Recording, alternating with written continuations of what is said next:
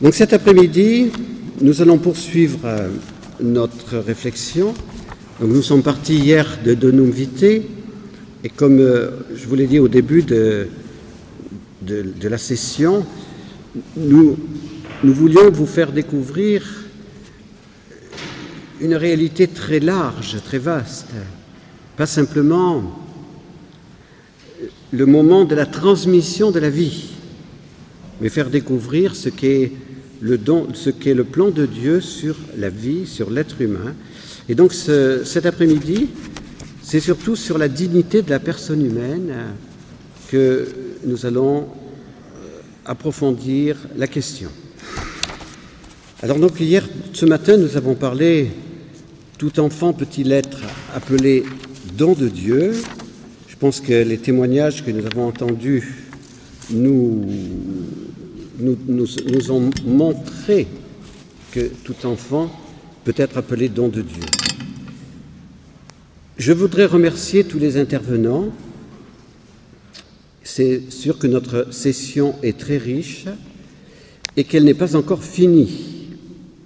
Et donc maintenant, nous allons essayer de parler de la dignité de la personne. Je ne veux pas faire une paraphrase du texte limpide et rigoureux qui a été donné par le cardinal Levada et dont vous avez la copie. Ce texte a été donné, bien évidemment, avec l'approbation de Benoît XVI. Vous trouverez également dans le livret blanc, pages 42 à 48, un important résumé sur l'enseignement de l'Église sur ce sujet de la dignité de la personne. Ce texte vous aidera pour votre formation et votre action au service de l'évangélisation et du respect de la vie humaine. En 1997, à l'occasion du 10e anniversaire de Donum Vitae, Jean-Paul II disait « Il s'agit avant tout de réaffirmer que l'être humain doit être respecté comme une personne dès sa conception. C'est pourquoi, à partir de ce moment, on doit lui reconnaître les droits de la personne humaine, parmi lesquels figure avant tout le droit inviolable de chaque être humain innocent à la vie. » Jean-Paul II avait dit sa souffrance tout en laissant entrevoir son espérance. Comment ne pas rappeler que notre époque est malheureusement le témoin d'un massacre sans précédent et presque inimaginable d'êtres humains innocents auxquels de nombreux États donnent l'aval de la loi. Combien de fois la voix de l'Église s'est élevée en vain en défense de ces êtres humains? Et combien de fois, malheureusement, d'autres voix ont présenté comme un droit et un signe de civilisation ce qui est au contraire un crime aberrant envers le plus fragile des êtres humains. Mais l'heure est venue d'accomplir un pas décisif pour la civilisation et le bien-être authentique des peuples, le pas nécessaire pour revendiquer la pleine dignité et le droit à la vie de chaque être humain, dès son premier instant et durant toute la phase prénatale. Et donc, Jean-Paul II parlait d'un chemin à entreprendre qui serait le début d'une nouvelle étape de civilisation pour l'humanité future, l'humanité du troisième millénaire. La dignité de toute personne humaine vient du fait qu'elle a été créée à l'image et à la ressemblance de Dieu. Il n'est pas nécessaire d'insister puisque déjà Pierre-Olivier, Guy, professeur tout à l'heure, nous ont donné justement leur témoignage. L'Église se fonde sur la révélation de la Genèse. Dieu dit « Faisons l'homme à notre image et à notre ressemblance ». Et c'est cette révélation qui fonde la dignité de l'être humain. Le Concile Vatican II répond à cette question « Qu'est-ce que l'homme ?» L'homme a été créé à l'image de Dieu, il est capable de connaître et d'aimer son Créateur, il est constitué seigneur de toutes les créatures terrestres pour les dominer et pour s'en servir en glorifiant Dieu. Quelle est la constitution ontologique de la personne humaine? L'Écriture sainte révèle la complexité de l'être humain. Donc vous retrouverez cela dans les pages que je vous ai indiquées du dossier blanc. Elle parle de son âme. Il est faux de dire que l'âme vient uniquement de la tradition grecque. L'âme est omniprésente dans la révélation de l'Ancien Testament. L'Écriture parle aussi de l'esprit, du cœur, du corps, de la chair et de la personne. On peut dire que dans l'Ancien Testament, on va parler de l'âme, de l'esprit et du corps. On va parler d'une trilogie.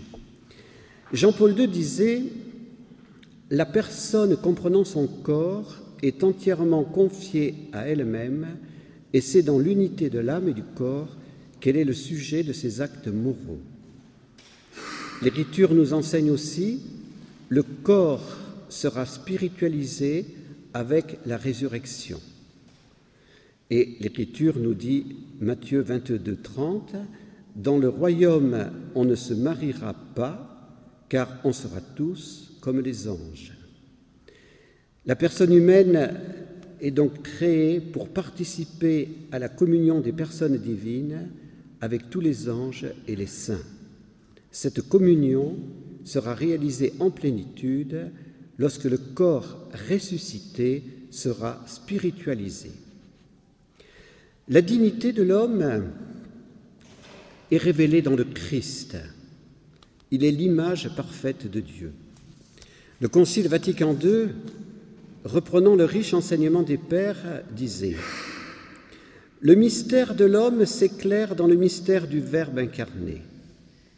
Le nouvel Adam, le Christ, dans la révélation même du mystère du Père et de son amour, manifeste pleinement l'homme à lui-même et lui découvre la sublimité de sa vocation.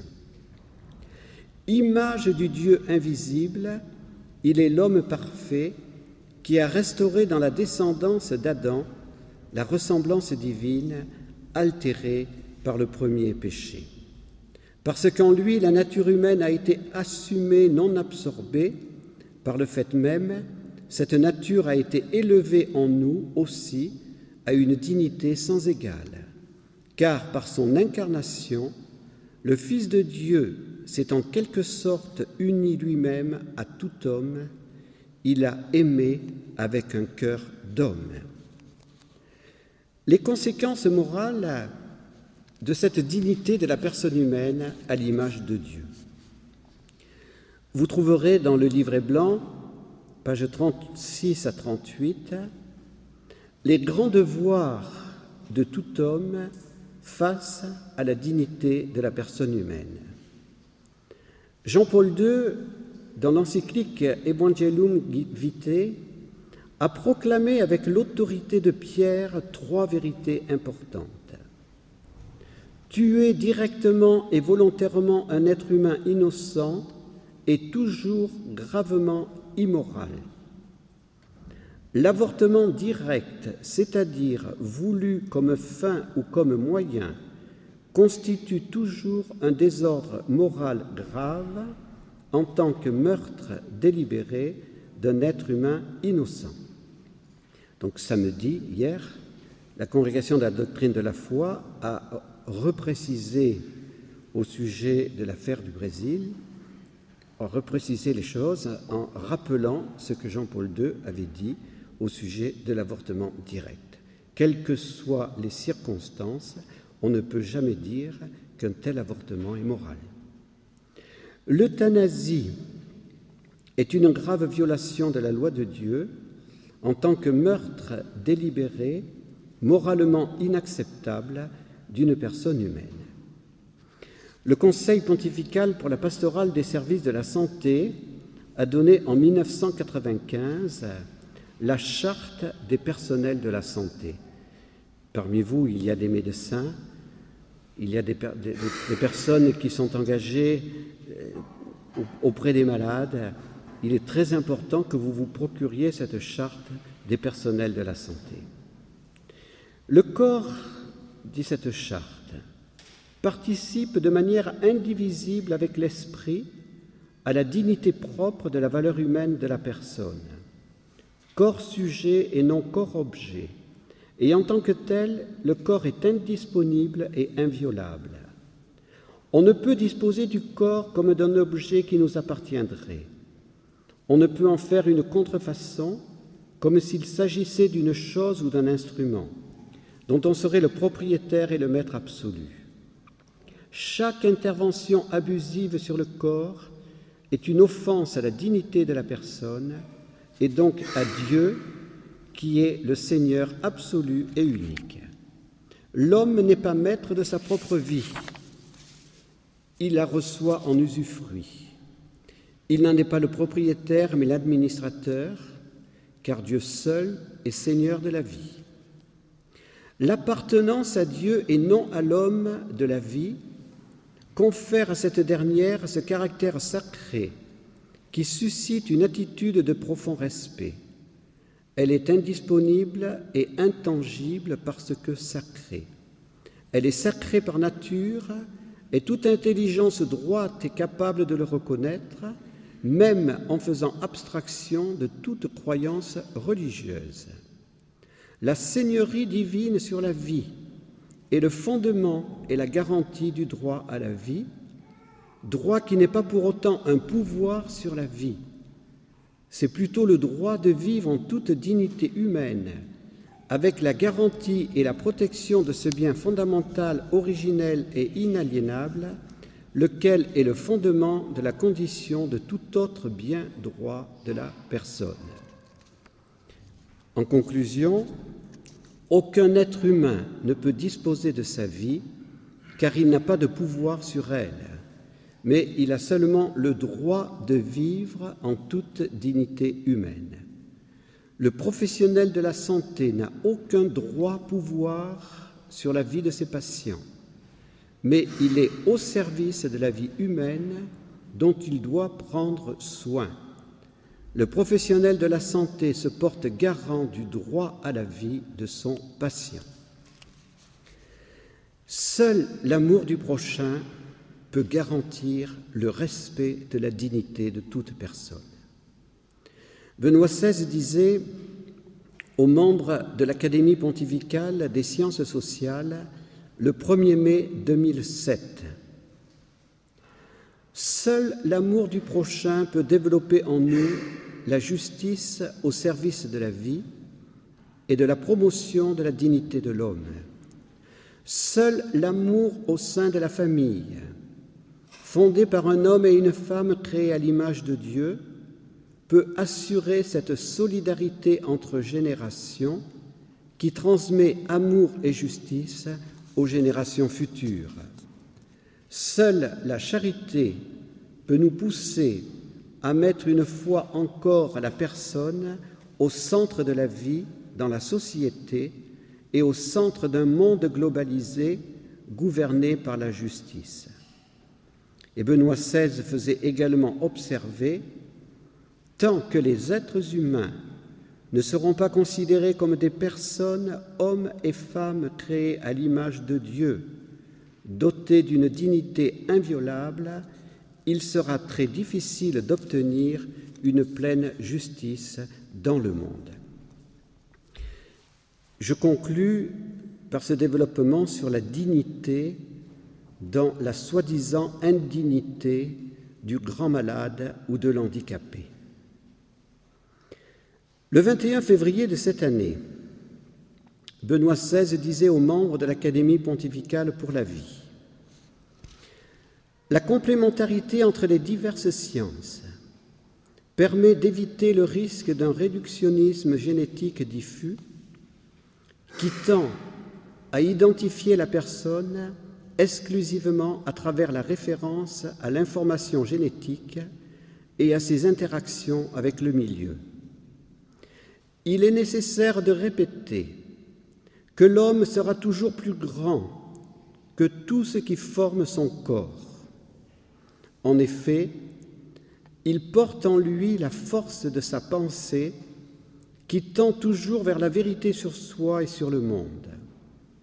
On repense ainsi aux paroles chargées de signification du grand penseur qui fut également un scientifique émérite, Blaise Pascal. L'homme n'est qu'un roseau, le plus faible de la nature, mais c'est un roseau pensant. Il ne faut pas que l'univers entier s'arme pour l'écraser.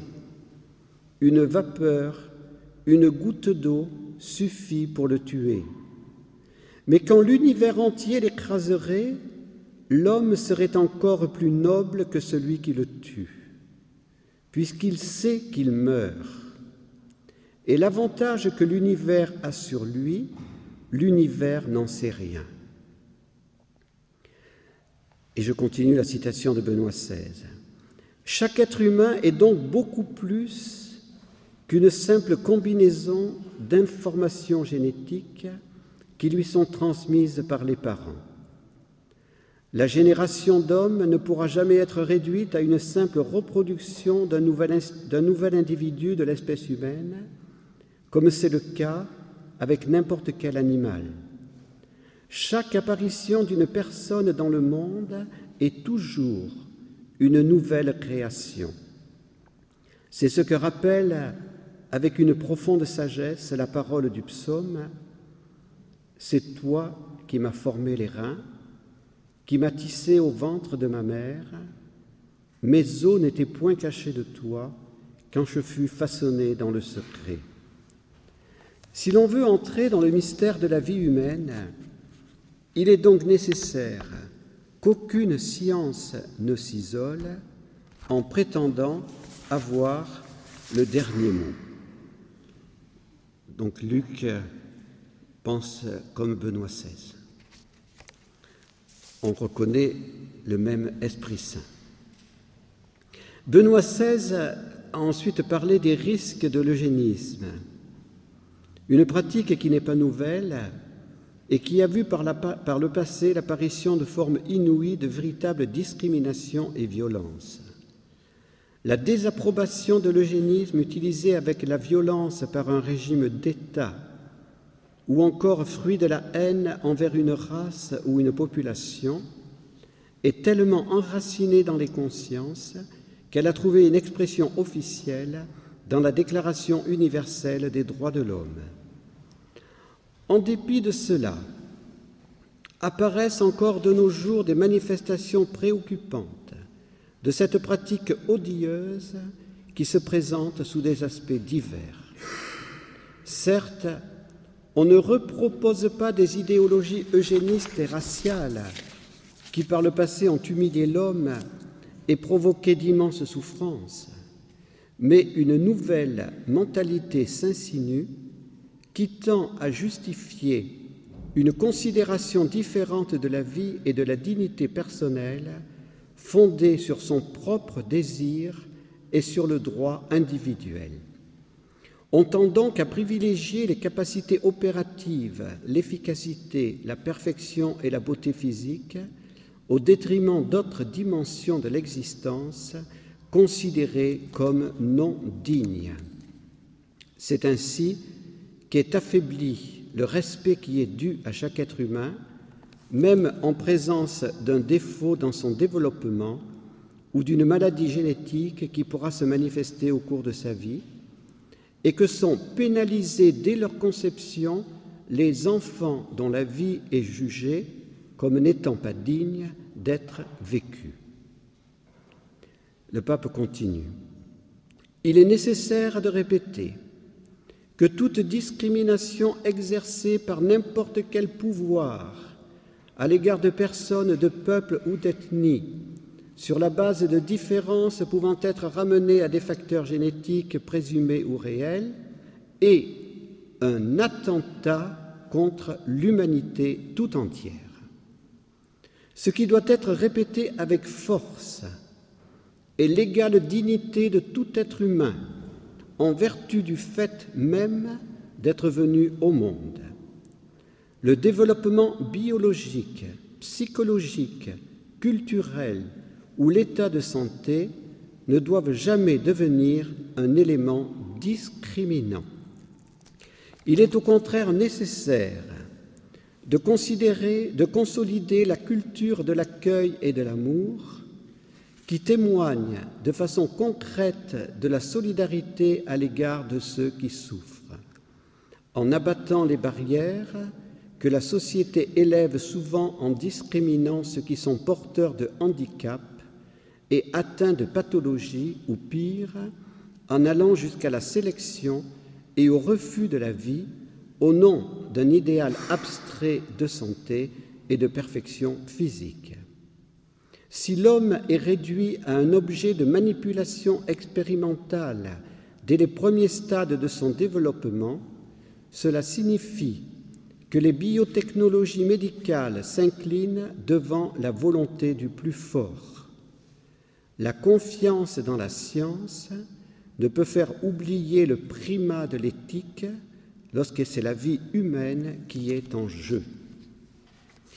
Ces paroles fortes de Benoît XVI confirment ce que nous disions en conclusion de l'homélie. Ce grand pape est bien le digne successeur de cet autre grand pape qu'a été Jean-Paul II. Nous ne pouvons que rendre grâce à Dieu d'avoir donné à l'Église et au monde de tels papes qui ont le courage de la vérité et qui ne reculent devant aucune dictature. À leur suite, sachons fermement, fidèlement et dans la vérité de l'amour, témoigner de la dignité objective de tout être humain, créé à l'image et à la ressemblance de Dieu. Cette dignité, disait un théologien au cours du dernier congrès de l'Académie pontificale pour la vie, est révélée dans la soi-disant indignité de l'handicapé et du grand malade. Jean-Paul II a été un grand pape lorsqu'il était en bonne santé. Il a été un très grand pape lorsque très diminué par la maladie de Parkinson, comme à Lourdes, devant les caméras qui retransmettaient dans le monde entier les images, il n'arrivait pas à lire ses textes et qu'il était perdu au moment de la consécration de la messe de l'Assomption. Des voix à l'intérieur de l'Église avaient demandé sa démission. Jean-Paul II, très probablement humilié et très peiné, avait répondu « Jésus n'est pas descendu de la croix ». Par son courage, il a révélé la dignité de tout être humain, même lorsqu'il est grandement diminué ou handicapé. Ne nous laissons pas égarer par les mots. On cache l'euthanasie sous l'expression « mourir dans la dignité ». Jésus serait-il donc mort dans l'indignité? L'évangile de la souffrance, disait Jean-Paul II, libère l'amour. Jean-Paul II ne s'est pas contenté de le dire, il en a témoigné jusqu'à son dernier souffle. Et il a donc témoigné dans ce que le monde appelle l'indignité, de la grande dignité de l'être humain.